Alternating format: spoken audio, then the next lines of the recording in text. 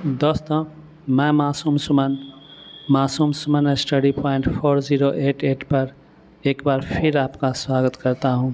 दोस्तों, आज हम देखेंगे भारत के राष्ट्रपति से संबंधित कुछ महत्वपूर्ण सवालों को। आइए देखते हैं।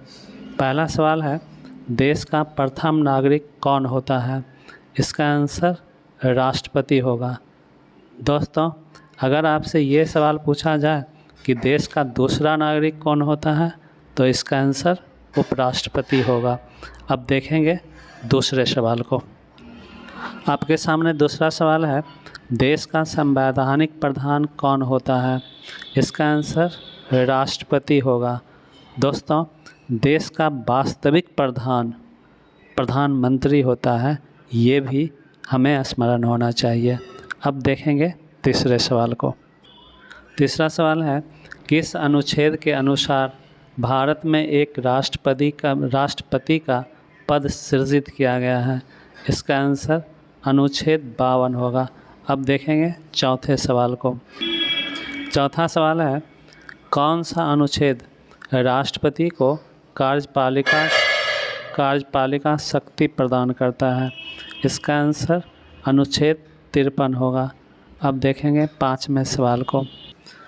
पाँचवा सवाल है, किस अनुच्छेद में राष्ट्रपति के चुनाव का वर्णन है? इसका आंसर अनुच्छेद 54 एवं 55 होगा। दोस्तों, अनुच्छेद 54 में यह बताया गया है कि राष्ट्रपति के चुनाव में कौन कौन भाग ले सकता है, और अनुच्छेद 55 में उस राष्ट्रपति चुनाव के प्रणाली का वर्णन है। अब देखेंगे छठे सवाल को। छठा सवाल है, राष्ट्रपति बनने हेतु किसी व्यक्ति को कितनी उम्र का होना आवश्यक है? इसका आंसर 35 वर्ष होगा। अब देखेंगे सातवें सवाल को। आपके सामने सातवां सवाल है, भारत के प्रथम राष्ट्रपति कौन थे? इसका आंसर डॉक्टर राजेंद्र प्रसाद होगा। अब देखेंगे आठवें सवाल को। आठवां सवाल है, भारत में अभी तक कितने कार्यवाहक राष्ट्रपति हुए हैं? इसका आंसर 3 होगा। अब देखेंगे 9वें सवाल को। 9वां सवाल है, भारत के पहले कार्यवाहक राष्ट्रपति कौन थे? इसका आंसर BB गिरी होगा। अब देखेंगे 10वें सवाल को। आपके सामने 10वां सवाल है, क्या राष्ट्रपति उपराष्ट्रपति का पद अथवा संघ या राज्य मंत्री के पद को लाभ का पद माना जाता है? इसका आंसर नहीं होगा। अब देखेंगे 11वें सवाल को। 11वां सवाल है, राष्ट्रपति के निर्वाचन में कौन कौन भाग लेते हैं?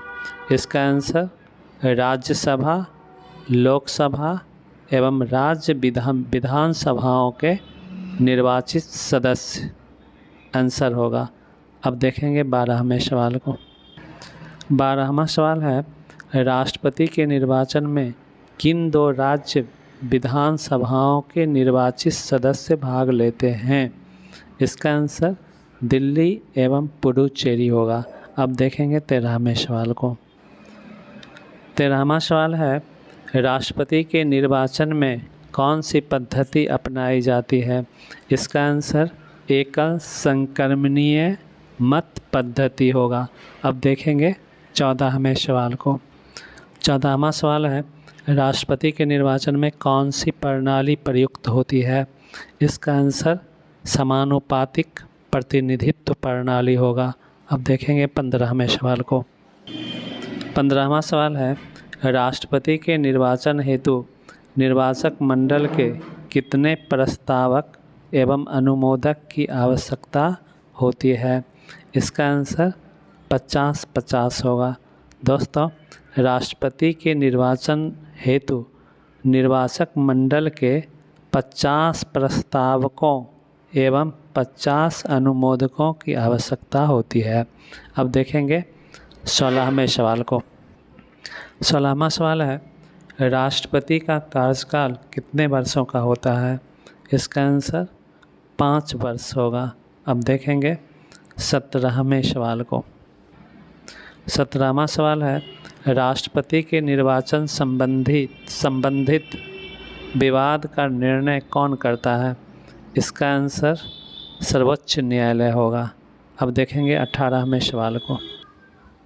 18वां सवाल है, यदि राष्ट्रपति का निर्वाचन सर्वोच्च न्यायालय द्वारा अवैध घोषित कर दिया जाए तो क्या राष्ट्रपति पद पर रहते हुए उपर्युक्त राष्ट्रपति के द्वारा लिए गए निर्णय भी अवैध हो जाएंगे?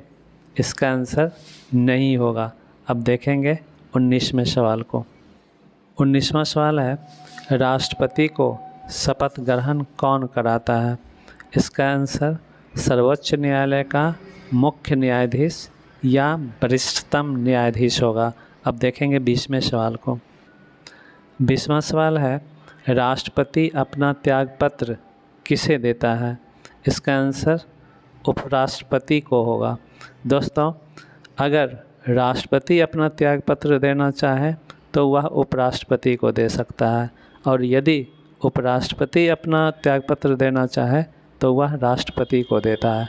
अब देखेंगे 21वें सवाल को। 21वां सवाल है, किस अनुच्छेद के द्वारा राष्ट्रपति पर महाभियोग चलाया जाता है? इसका आंसर अनुच्छेद 61(1) होगा। अब देखेंगे 22वें सवाल को। 22वां सवाल है, राष्ट्रपति पर महाभियोग संबंधी प्रस्ताव किस सदन में लाया जा सकता है? इसका आंसर किसी भी सदन में होगा। दोस्तों, राष्ट्रपति पर महाभियोग संबंधी प्रस्ताव लोकसभा में भी लाया जा सकता है या फिर राज्यसभा में भी। अब देखेंगे 23वें सवाल को। 23वां सवाल है, किसी सदन में महाभियोग संबंधी प्रस्ताव लाने हेतु सदन के कितने सदस्यों का हस्ताक्षर जरूरी होता है? इसका आंसर 1/4 होगा। अब देखेंगे 24वें सवाल को। 24वां सवाल है, महाभियोग प्रस्ताव पारित करने हेतु किसी सदन के कितने बहुमत की आवश्यकता होती है? इसका आंसर 2/3 बहुमत होगा। अब देखेंगे 25वें सवाल को। 25वां सवाल है, राष्ट्रपति को महाभियोग की सूचना कितने दिन पहले देना जरूरी होता है? इसका आंसर 14 दिन पूर्व होगा। अब देखेंगे 26वें सवाल को।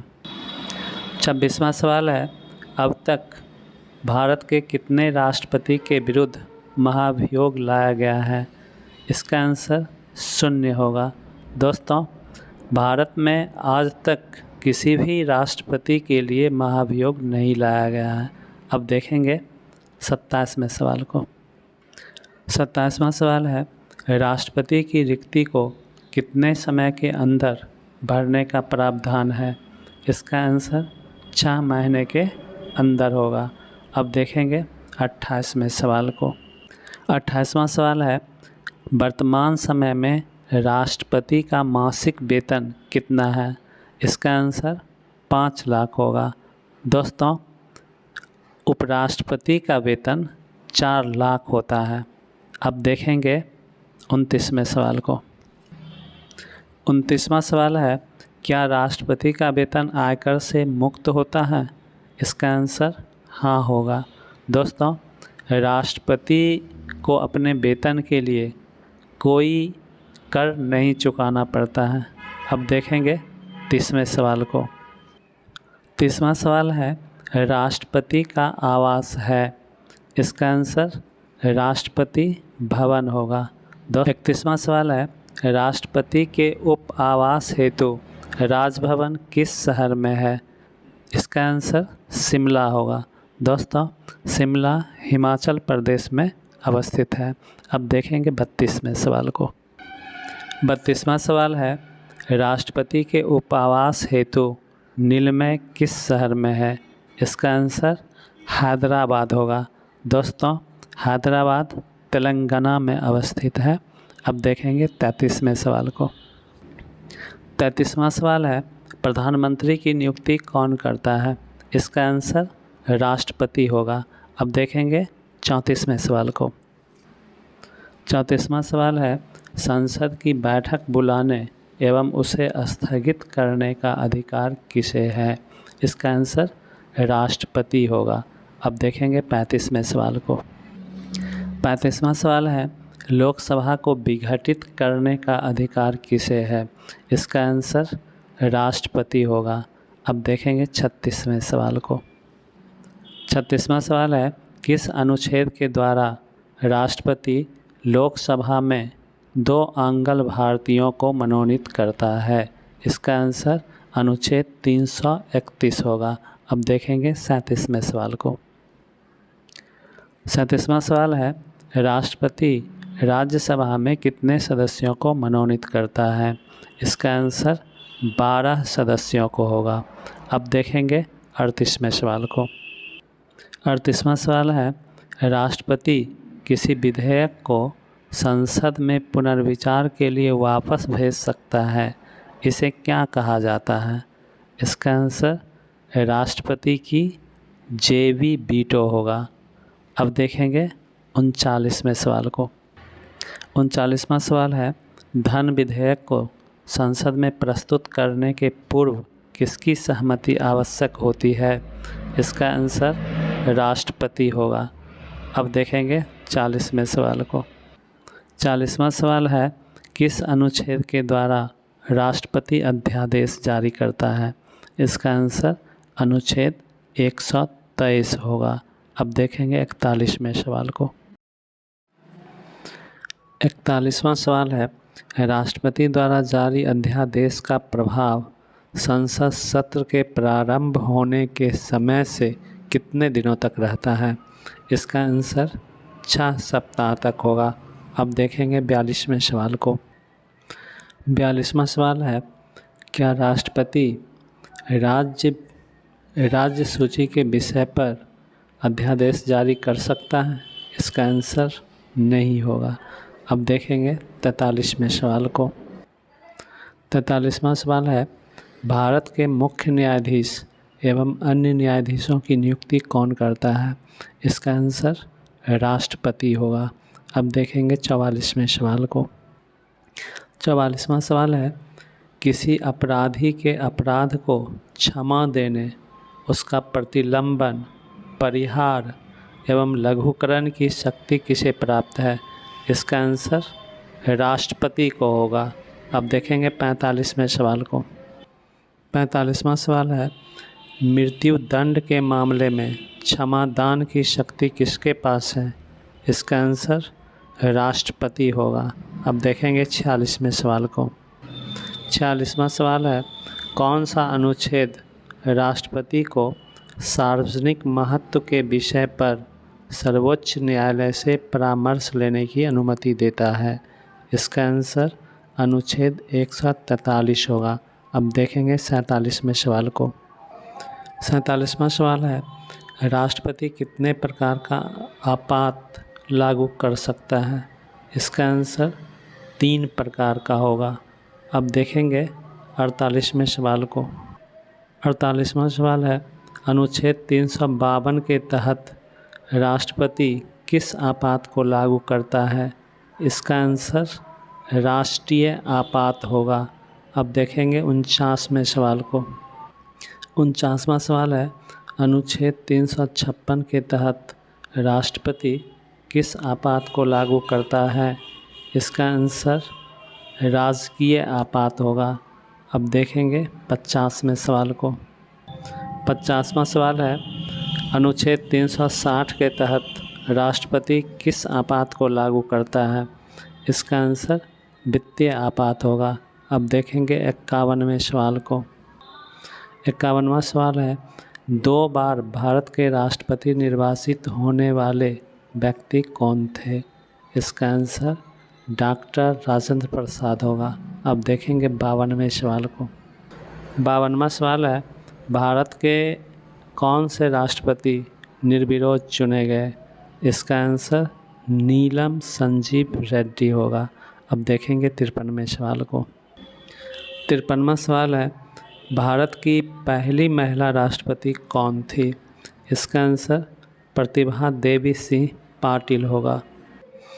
दोस्तों, ये इस टॉपिक का आखिरी सवाल है। अब हम मिलेंगे फिर एक नए और शानदार टॉपिक के साथ